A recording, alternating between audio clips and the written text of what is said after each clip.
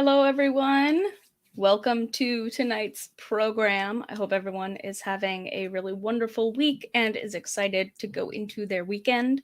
My name is Lee Pfeffer, and I am the manager of museum experience here at the GLBT Historical Society, and I thank you for joining us tonight.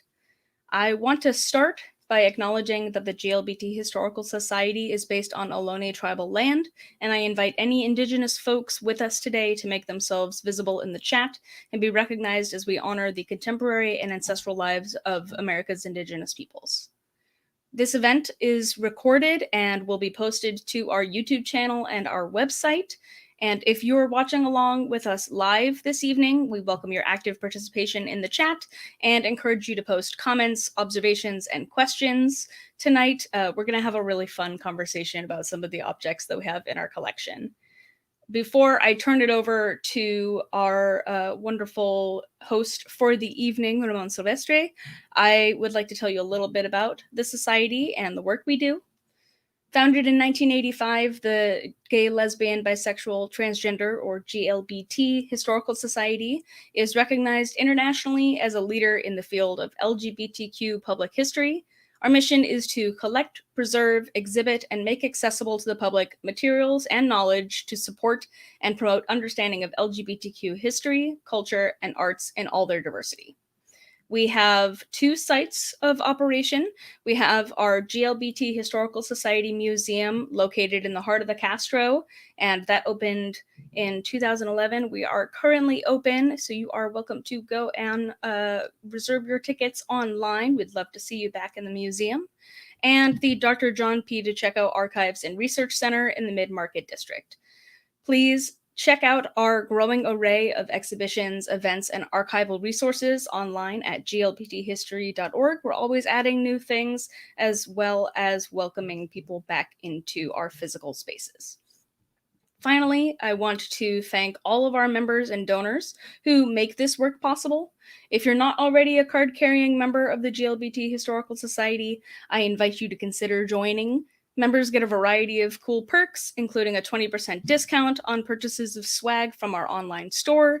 You get access, free access to special members-only events, and you get some really fun other perks if you join at some higher levels. You can learn more about how to become a member and other ways that you can support the society by visiting glbthistory.org/join-give. And I thank everybody for being here tonight, and I'm going to bring on our host for this program. So if you missed us a couple months ago. This is our second one. This is the second program in our new event series called Queeriosity Corner, where we take an intimate look at some of the more oddball items in our collection in the archives that are part of our art and artifacts collections. This is our fun queer story time and show and tell, and tonight we're focusing on some really interesting board games that we have in the collection, and I'm going to bring up our wonderful expert Ramon to come in and say hi and kind of welcome us to what's going on tonight. Hello. Hi everyone, my name is Ramon Silvestre, and I work as the museum registrar and curatorial specialist for the Historical Society. And Lee Pfeffer, of course, is our tech guru. We decided that we wanted to invite our special guests tonight, and that would be, alongside Lee, is our reference archivist, Isaac Fellman. He is the expert. I am not the expert in the game board world, but Lee and Isaac are the game board aficionados of the staff. So I figured, why not throw the kids in and have a good time? But let me just thank you all for coming in tonight. And the Queeriosity Corner is our program series, which is built upon the idea of a traditional cabinet of curiosities. You know how you looked into popularized during the Victorian era, which at times turned out to be then the Startup Museum, which today would end up to be museums with, family, famous noble or royal family names like the Victoria and Albert Museum in London or the Pitt Rivers Museum in Oxford. So I digress. Long story short, as I have a tendency to be long-winded, the Curiosity Corner series will show off rarely seen objects in our collection from our art and artifact collection that are might be purely objects of art and ephemera and always a fun object to share with everyone else. It is an ever growing, most intriguing, and sometimes outright ridiculous, by bias, collection of objects you will go through and experience. So, my suggestion is you check our website, and we have our resource database that has been digitized, and the art and artifact collection can I mean, you could peruse for all sorts of tiaras and matchbooks and pins and leather vests and maybe Sylvester's the Disco Divas lipstick or theater props. And our current exhibit online is called Queeriosities, and I would like to encourage you to go in and kind of check out our focus of 19 objects, I think is what we have in the exhibit, and I think you'll have fun with it. So without further ado, I would like to bring in Isaac Feldman, our reference archivist, and Lee Pfeffer to come join me in this fun night called Game Board Night. Am I correct there, or am I screwing I it think all? I think we decided on game time, a nice Oh, little. I'm sorry, game time. I'm screwing it Spelling all is up. so important, though. It's we stacked puns on top of puns. I like that idea. So, Isaac, thank you for joining us tonight. It's always fun to have everyone kind of in and having a good time with what we do and sharing it with everyone else. So, take it away. Yeah, we have Isaac with us right now, especially because he is in the archives and he actually has some of these I'm going to games show off a couple of the physically games in person with him. Yeah. But we wanted to show you all a couple of these items, and Ramon can talk a little bit about how they kind of came into our collection and what we know about them. What we do know, a lot of these, like many of the things in our artifacts collection, are just kind of things that were there before any of us, and maybe the provenance isn't fully known. So these are some fun, mysterious objects. We put together just a little slideshow with some images of some of the games that we have, and we would love to hear from you too in the comments if you personally had or played one of these games. I think it'd be really, really fun to hear from folks about what your own experiences were, if you were familiar with them, or if this brings you some nostalgia. We're just gonna kind of have a casual conversation about what we think about some of these, and yeah, I think that'd be fun. So we wanted to start off with just some of the games in our collection, and I figured we'd start off with one of my favorites. We have this one game called Dyke, DYKE, which stands for Do You Know Enough? And so, Isaac, you've done a little bit of digging into this one. You've at least gotten to look through the box a fair amount, haven't you? Yeah. The great thing about Do You Know Enough is that, like, I tend to misremember its title as Do You Know Everything, because it really is a game about incredibly obscure lesbian trivia. But, like, when I came back to it the other day when we were putting this presentation together and I saw it was called Do You Know Enough, like, that just seemed like a final kick in the teeth, because I promise you don't know enough to win at Dyke. Like, it isn't on the card that we were showing, but, like, I opened it up to a random card the other day, and it was who was the editor of Sinister Wisdom from, I don't know, 1986 to 1987.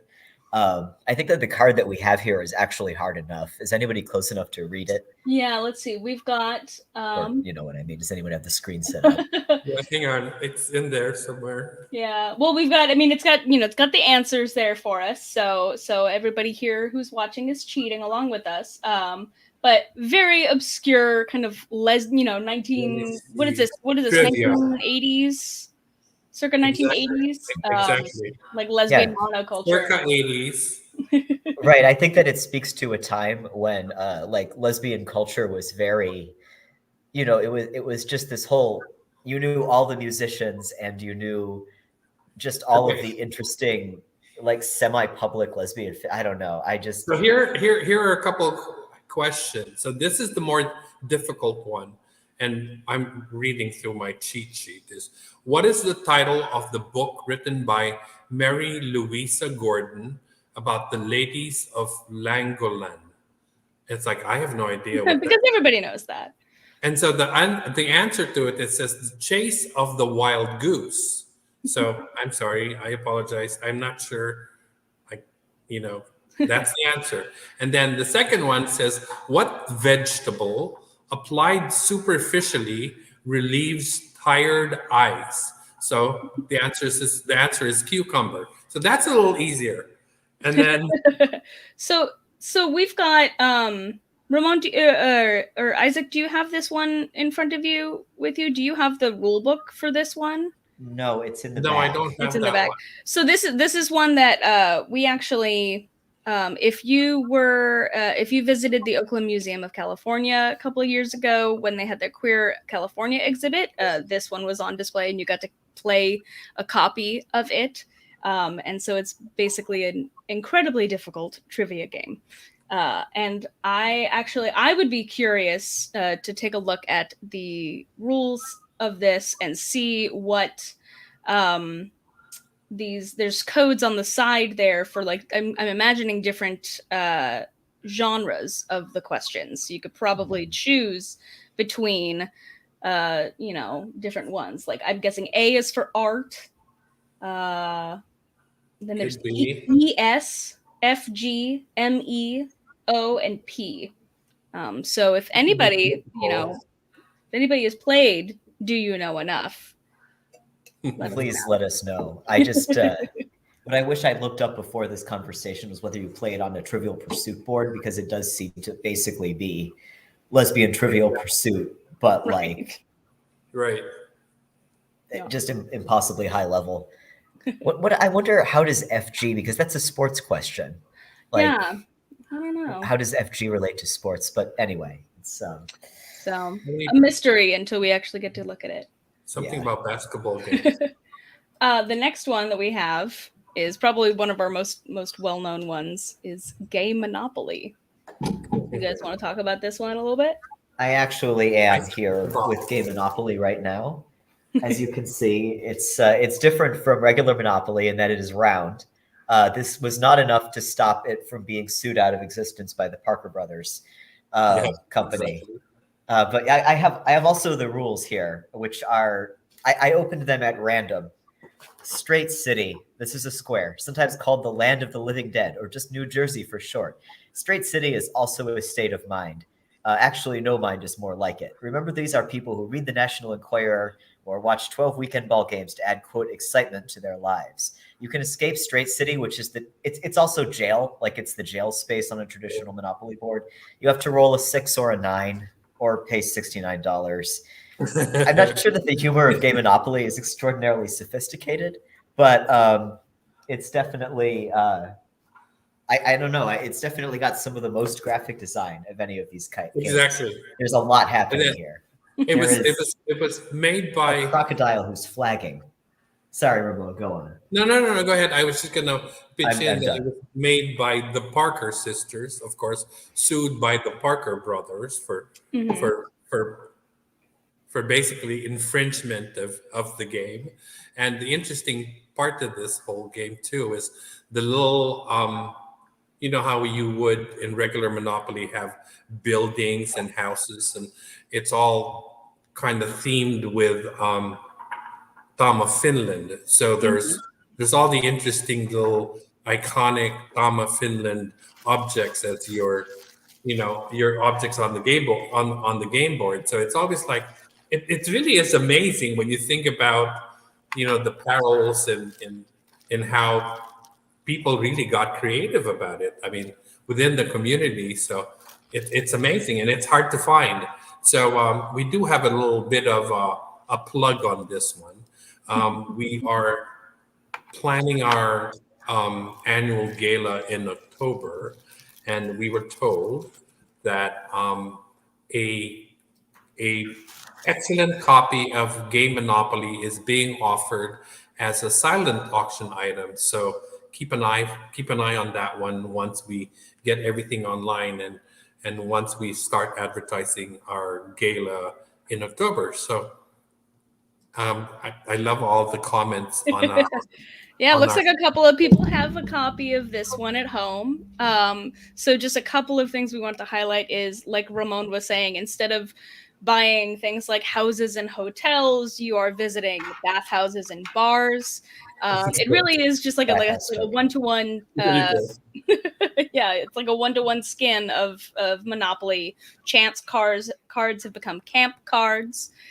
Instead of visiting the plundering the community chest, you have hanky code cards, and as Isaac said, the Parker brothers went after the folks who created this one pretty hard.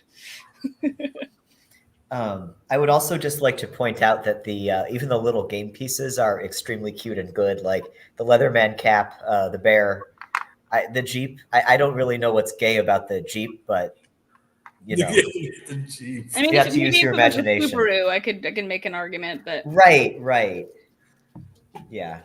And there's little baths. There's little baths too, right? Yeah. The little baths instead of houses. Yes. Isn't this actually a Monopoly piece? Like, isn't the bathtub one of the? Anyway, it's all bathtubs here in Monopoly. It could be. It's bathtubs all the way down. Yes. Bathtubs all the way. In bathhouses, that's basically what it is, right? Yeah. You buy a bathhouse, you buy a bathtub.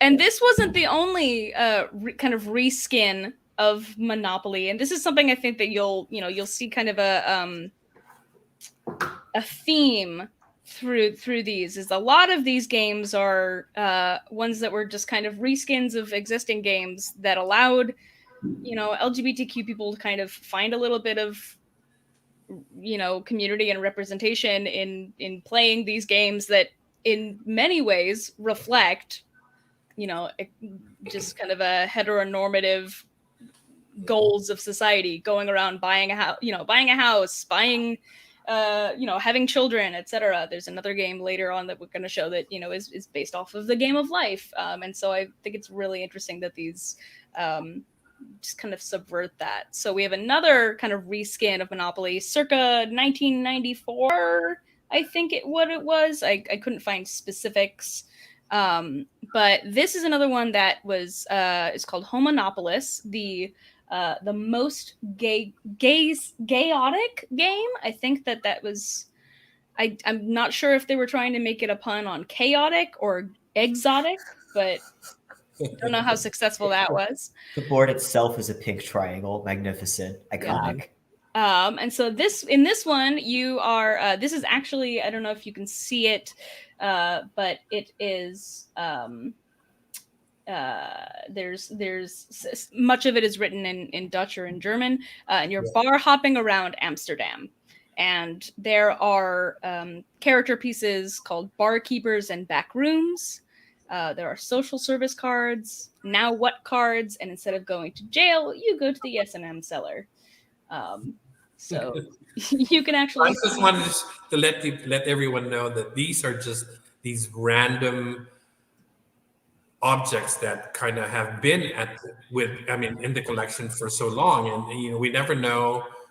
There might be one or two donors that may have given us the game Monopoly, but I have no idea how we got these. So they were random donations that end up in our front door, and we love that. It's not like we don't want to encourage that. We'd like to have you at least get in touch with Isaac or archives folks to kind of say, well, I have this and would love to donated to the Historical Society. So please feel free to reach out to us if indeed you have some historical, interesting pieces that we would love to have.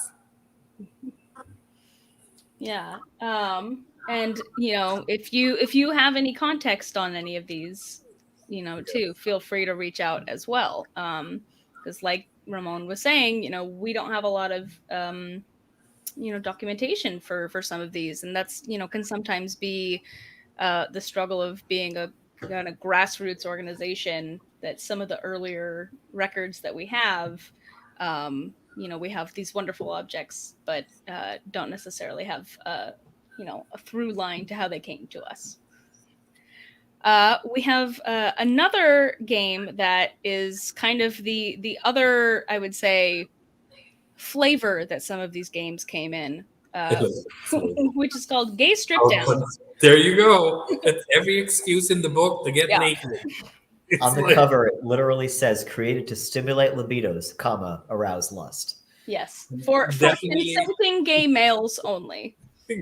I'm sorry, but yes, it's just it's the generation of let's get any excuse to get naked.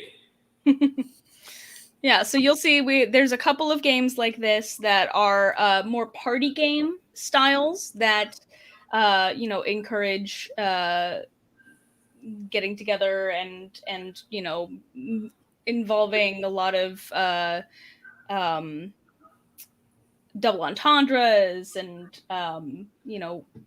asking very asking very risque questions. So you can see inside here, much like with Monopoly, you have some money, and every winner gets an exciting prize, free sex. So if there's anybody that has had a copy of this one, I was looking at the game board itself. I think we have a slide of the game board, and in there it says it says when you land on that little square, it says remove article of clothing from player on left. Mm-hmm. So it's like, hey, that's I guess that's part of the game. And then the other one says take a penalty card or collect $100. A lot of remove an article of clothing. A lot of group the basket of any player, clothing. Collect a $500. Exactly. Yeah. Pleasant Journey. Don't know what that one is. Oh my God. Yet another one that is along the Monopoly theme, but with some And this is one, I hate to say this, but this is one of the worst ones. Grope the basket of any player and collect $500. I mean, only in this game you would find something like this. So it's like, this is the fun part of our jobs, is we come across these things and it's outright ridiculous. It's fun. It's ridiculous. It's intriguing. It's like, I don't know how else to explain this, but it's, I've worked in more traditional museums and collections where, the most exciting thing I worked on in for example, an ethnographic or archaeological museum collection is like a shrunken head, having worked in places like Indonesia, Sumatra, and Borneo, and looking in traditional indigenous tribes, you come across the more sort of exotic, but this is quite as exotic as it can be. So it's always a fun time to go through the collection and discover these things, because it really makes my work at the Historical Society a fun, very satisfying job. So next we have Cruise America, circa 1980s. And I couldn't find a lot of information about this one specifically. I don't know if either of you have gotten a chance to really look into this. Hang on, let me see. It says it's not recommended for minors. It's an adult gay game, is what it says on the box there. And then it has these game board cards. One is called a postcards, which is POSE, spelled post. The other one is action card. The other one is hustler card. And the other one is scorecard. Mhm. So it says the object of the game is to score at least once in each city without going broke. All And right. then each player selects a playing piece. The post, action, and hustler cards are shuffled and placed face down conveniently on the table. One player volunteers to be banker. He provides each player $500 bills, $100 bills. Banker retains the remaining cash and the scorecards. And during the remainder of the game, the banker handles all bank transactions, dispenses scorecards, and conducts auctions. It sounds a little complicated. This Yeah, definitely like has the you're most going- complicated board. Yeah. And then it says the indoor cruising route, the outdoor cruising route, the hustler route with bus stops. So you can just imagine the amount of time used in having to design this board game. There are stops in New York, Washington, D.C., Atlanta, Houston, Los Angeles, San Francisco, Chicago, and Boston. Mhm. So take your pick. Yeah, there's a couple of let's see if we can look at some of these cards. We've got a hustler card. Let's see. We got Let's see it's what's that. Saturday night and you're cruising a traffic jam. You do 2 rabbits, 1 cougar, and a Mustang before closing the body shop. Collect a certain amount of money. I think it's $100. Exactly. So And then the other one says, wait, sorry, I just lost it. Something about there's a slam bam, thank you, ma'am. that one. Yes, I just saw that one. I just lost my page. Sorry. You're picked up by you're picked up by a plainclothes policeman, or you've picked up a plainclothes policeman. A lot more action than you bargained for. Post bail. Oh, God. So a lot of these are very. The realism is more gritty than I expected. Yeah. There you go. And so this one is actually really fun. This next one, this is one that was donated by Phyllis Lyon and Del Martin. Yeah, this came from their estate just a couple of weeks ago, actually. I'm so excited about the Game of Lesbian. It sounds like it's a parody of the Game of Life, but it's actually a parody of Careers. I don't know like how many folks here have played Careers if you had like a weird childhood like mine where you were like this 80s kid playing like your parents' party games from the 70s. But it's a very handmade game compared to like a lot of the more professionally done ones that are elsewhere in this collection. I won't show you like the little oh yeah. Most of the game pieces are simply Careers game pieces that have been repurposed. But what I really love about this game is that like the Careers are absolutely incredible. You can start a women's farm. You can become a revolutionary and overthrow the government. Let's see. You can also just start a clinic. So like really there's just a variety of stuff from just taking a teaching job to creating a whole new utopian America focused on lesbians. And Could buy a camper or a pickup. you could get some of these squares. You could teach a woman to milk a cow.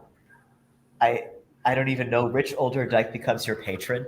I hope so much that Phyllis and Del played this. Like it has arrived. It's incredibly poor condition, as if it's been water damaged. I don't know if that means it's been sitting in their basement since the day that they bought it, or if that means that they have played it lovingly into the ground, and also kept it in the basement.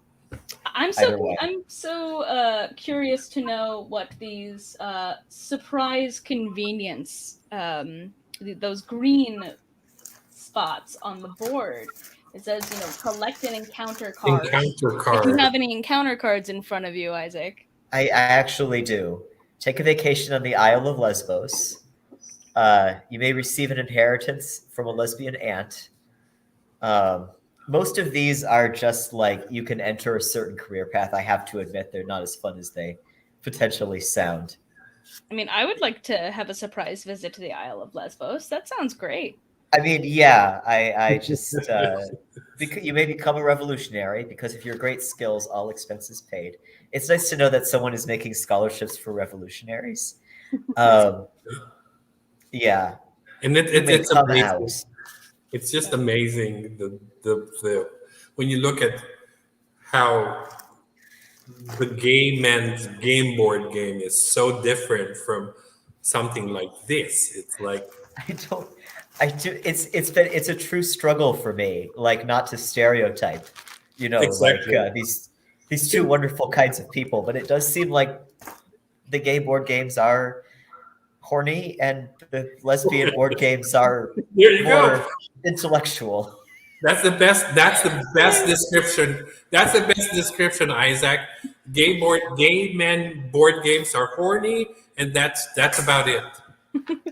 I mean, like I think that perhaps I definitely think that a couple of the squares on the game of lesbian are like distinctly thirsty as well. I think that you're supposed to be teaching a woman to milk a cow in a sensuous way, um, but yeah, it's a very different vibe from Cruise America. The other thing that fascinates. Oh, sorry. No, go ahead. That Cruise America seems to be about doing sex work, which I also didn't expect, at least partially. Yep. So like even the games that are like about goofily cruising across the country have this unexpectedly like serious engagement with things like being like taken to prison for. Yeah. Sorry, I just the undercover cop square really got to me. I think it's really they kind of act as a as a microcosm of what queer community was like in these times, and what struggles and kind of workarounds you had to do in order to live your life, including making your own board games. Right. Exactly. But yeah. We also have Twinkies and Trolls, which when we were first looking at this, we assumed was probably some sort of Candyland skin or some sort of Chutes and Ladders skin, which is what the name makes me think of. But we actually have this is one that's very similar to the Game of Life. And so as a player of this game, you start in the closet, and your first task is to come out of the closet. You can visit your first gay bar. You can visit baths in New York, San Francisco, Provincetown, and Fort Lauderdale.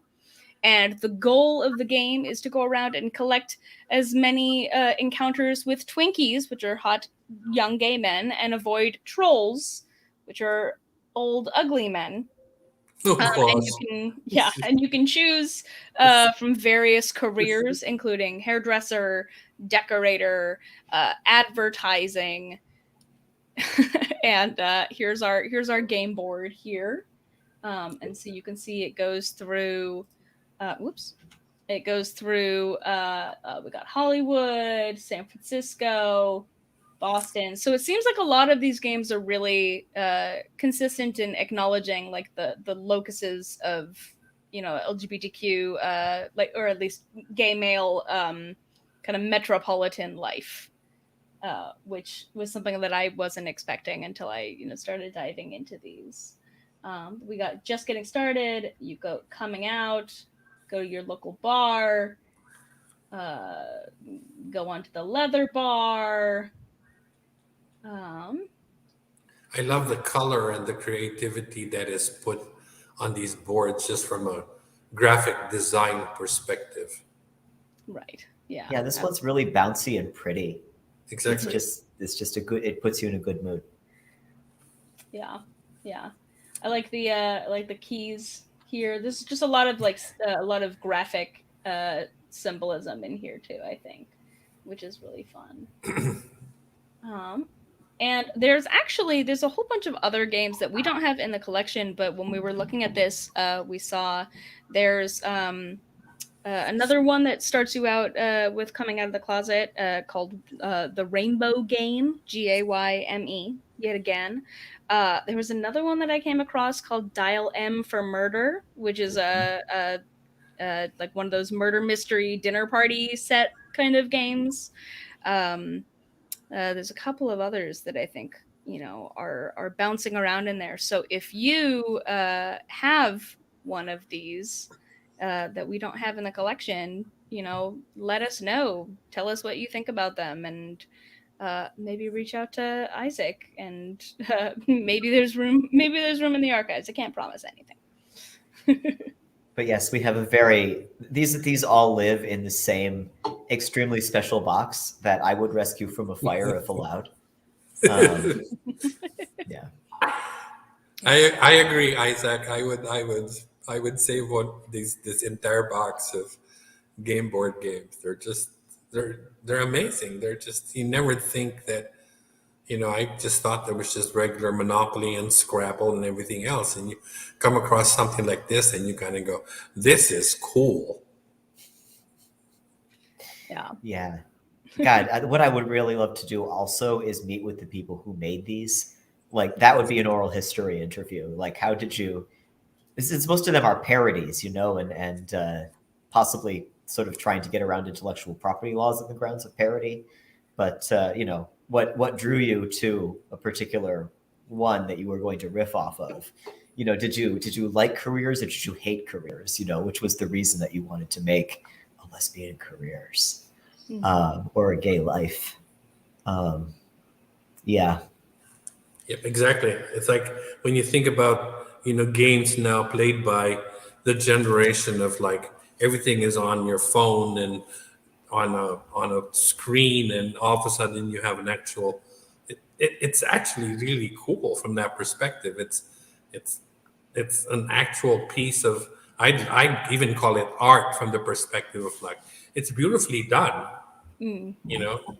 Yeah, I think it would be interesting to have a conversation about like, are these types of games, or ones that would be updated for nowadays, like are we living in a time right now where these are still necessary? Do we need new versions of Twinkies and Trolls and the game of Lesbian, or are we starting to see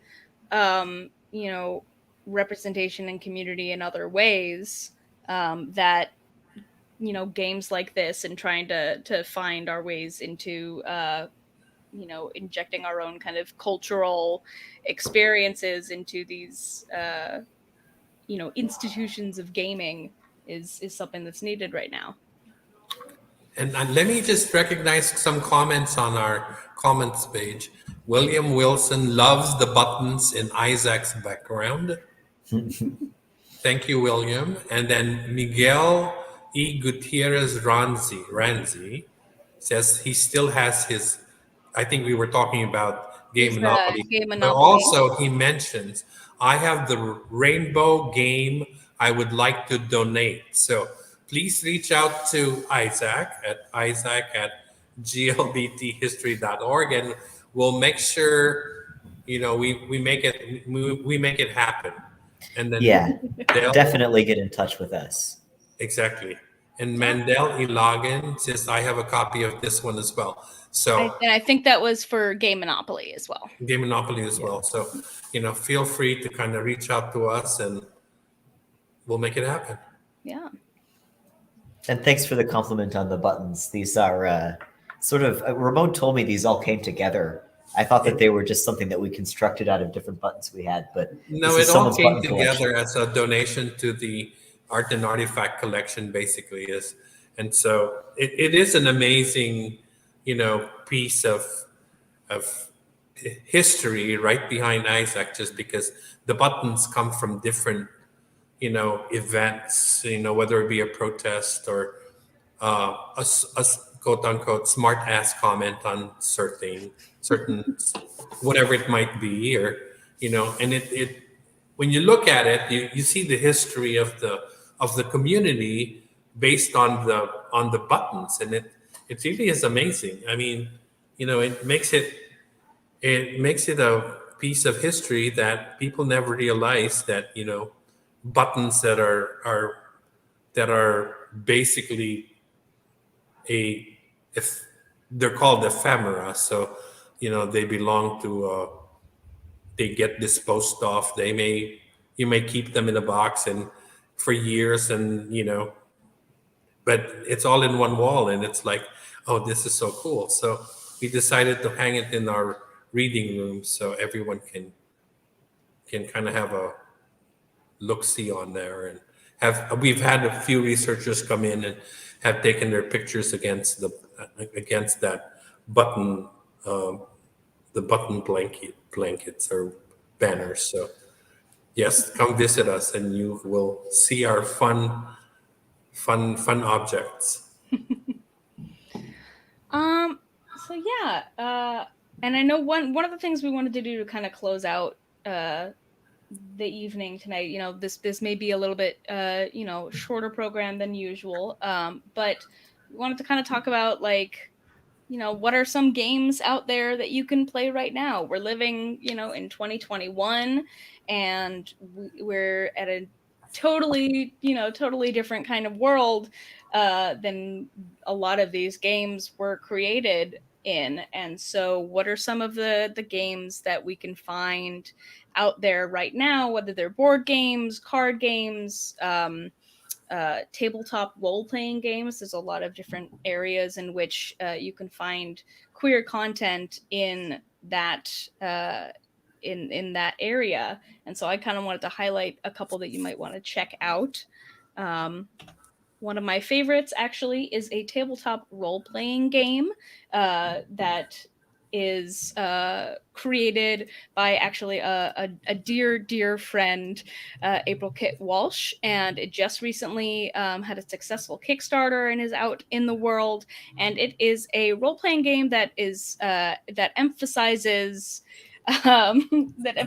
queer love. So it's called Thirsty Sword Lesbians. It's very contemporary, very of the time, and it can end in basically, in this game you create characters that are fighting evil and having feelings with one another. And so the back of the rule book says a sword duel can end in kissing, a witch can gain her power by helping others find love, and an entire campaign can be built around wandering matchmakers flying from system to system.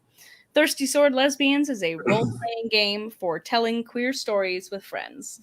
If you love angsty disaster lesbians with swords, you've come to the right place. That's great. So yeah, if you are a role player, if you've ever played Dungeons and Dragons or anything like that, this might be one you want to go and check out. I've played, or I've more watched some games with some friends, and they're always a really fun romp.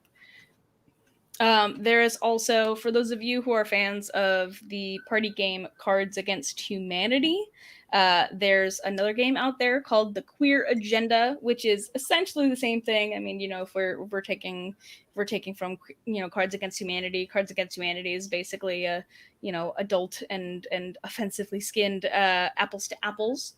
But this is a party game that has several different expansions.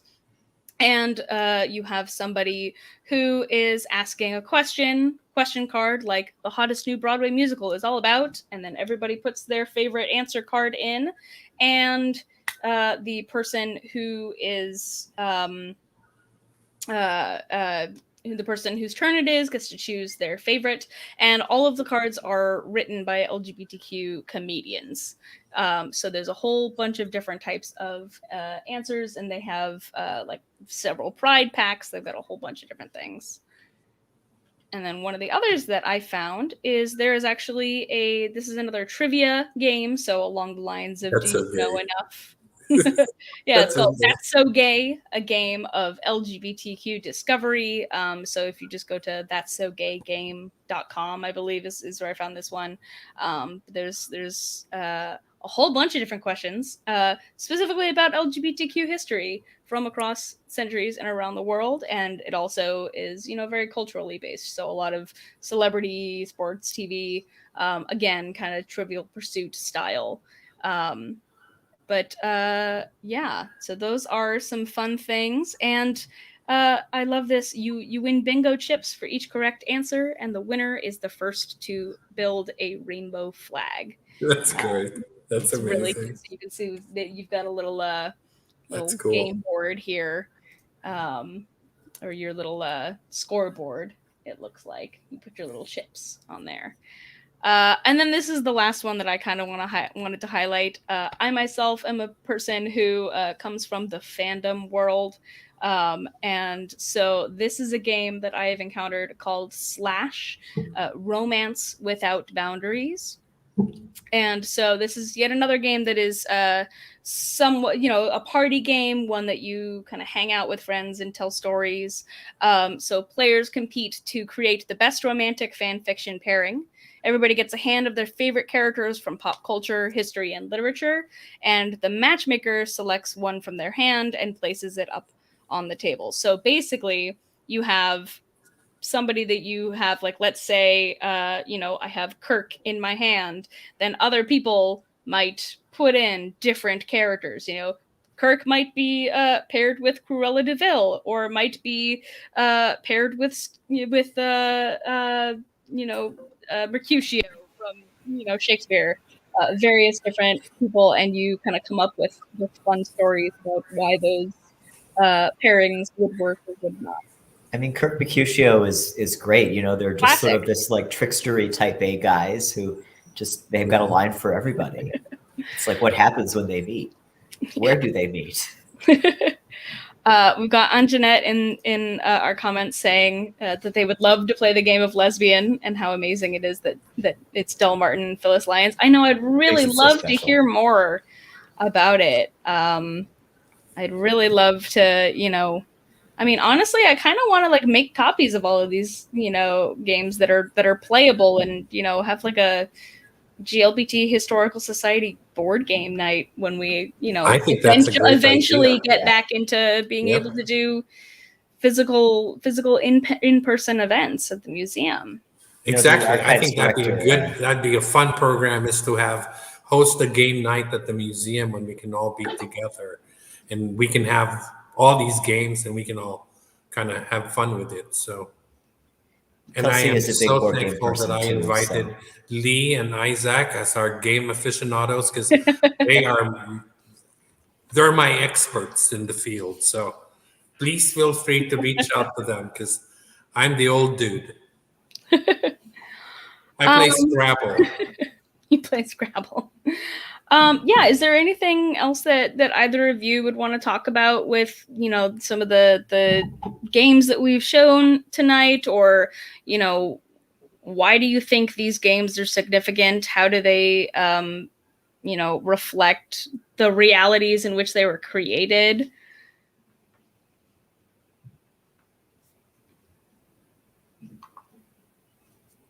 Ramon and Isaac, if you want to talk about anything. I'm sorry.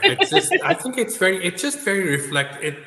reflects the community at that time. You kind of have to come up with a niche game just because you didn't belong into the larger fold of the society. And why not come up with something that, gay men or lesbians can have fun with? It's like, and get together and have an evening. Enjoy a cocktail, play a board game. Right. And it's just also, you can use it to spend time in community. It's also an activity that, I know this is like a slightly sideways one, but I think about people who, for whatever reason, are not into the bar scene. If they are sober, or like not drinking for another reason, if they are just a person who hates the sensory overwhelm of bars. Getting together with your friends and, pretending to cruise cities all over America is a viable alternative that will still make everybody giggle harmlessly. I just think that there are just so many ways to be in queer community, and not all of them need to be super public or involve a special outfit. Sometimes they can be done in your pajamas. There you go. Gay pajama board game night. Yeah. I love it. We're really refining our ideas here. Yes. And then in the comment page too, Marshall Shore says, I would come to San Francisco for a game night. So All there right. you go. Well, let's see how this Delta variant goes, and hopefully, Exactly. crossing our fingers in the future. One of the first in-person events we can bring back to the museum is, queer history board game night. I agree. We'll put it on the planning board. Thank you to both of you for Well, just thank kind you. of, this is a more little casual conversation here. I really just wanted an opportunity to show these items off. I think they're super fun. I think they're some of the neatest and most oddball items in our collection. I was, really surprised when I first walked into the archive and saw Gay Monopoly. I know that there's like a little bit of a delay, but any of you out there watching, if you have any questions for us, we'd love to, talk a little bit more if you have any questions. And if not, we can call it a little bit of a night, and you can all go have a wonderful Friday evening and play some board games with queer folks in your community, safely and vaccinated. Don't ask me the question about who was the editor of Sinister Wisdom in the 80s, the poetry editor specifically. I do not know where we I will not ask. You know what I would love to see, and maybe someone out there who's watching this is well versed in this enough to create it. I would love to see a 2021 edition of Do You Know Enough that pulls from contemporary lesbian and bisexual women kind of, cultural markers and cultural milestones, and see, because you have, things like, there's a joke that, a code to ask if a woman is queer is to say, like, does she listen to Girl in Red? Those kinds of things. I would be so curious to see what a game of Do You Know Enough would look like contemporarily. I don't know, if you were to put some things in there, what would you think about? Oh, wonderful. We have Mandela's about to segue into a very small game night. Wonderful. Well, I hope that you have a wonderful evening, and that you win all of your games. Peter Tannen asks, who won the Gay Monopoly lawsuit? The Parker brothers won that lawsuit. Yeah, I'm pretty sure that they had a lot of money to throw at that. Yeah. Well, wonderful. William Wilson says, thank you, and I hope you're able to schedule a game night. It sounds like fun. As for one who was there during the 80s, I have no idea to the answers to that editor question either. There we go. Mendel has a copy of Gay Monopoly. Yeah, bring it out. It's just continue the fun. Yep. Let us know how it goes. Yeah, feel free. If you, we'll leave you with this one question, everybody, is if you were to create a queer board game now, what would it look like? What kind of questions would it involve? Would you, make a different version of a game that you are either nostalgic for or really don't like and want to change it and make it better? Would you make something completely new? I think it'd be really fun to hear what people would like to create. This would have an audience of about 10. But I would make a Game of Life parody about medical transition. It's just all about like bureaucratic setbacks, doctors who won't listen to you, just various like medical struggles, and when you get the trans broken arm, like when you break your arm and your doctor thinks, oh, you should go off testosterone because of this. Right? Yeah. That's great. Yeah. again, 10 people, but they would be very dedicated fans. There you go. I agree.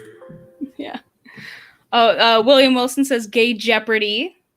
There you go. Well, that'd be fun. You know what? I bet somebody's made their own Gay Jeopardy It should be at some hosted by point. a drag queen. Oh, there Could you be. go. That'd be fun. Be a good time. Game designers out there should start designing these games. They may make a pretty bundle just designing a gay game. Yeah. I actually I have a very, very niche one is I have a version of Cards Against Humanity that is created by a friend that is entirely based around Xena Warrior Princess. So Wow. things like that exist.